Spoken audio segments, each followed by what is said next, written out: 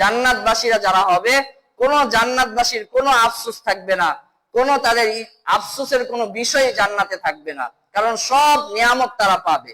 তারপরে হাদিস শরীফে আছে প্রত্যেক জান্নাতবাসী একটা জিনিসের জন্য জান্নাতে গিয়ে আফসোস করবে, সেটা হচ্ছে দুনিয়াতে যে সময়টা আল্লাহর জিকির ব্যতীত, আল্লাহর কোরআন তেলাওয়াত ব্যতীত, আল্লাহর স্মরণ ব্যতীত দুনিয়ার যে সেকেন্ড, যে মিনিট তারা অতিক্রম করছে, এর জন্য জান্নাতে গিয়ে আফসোস করবে।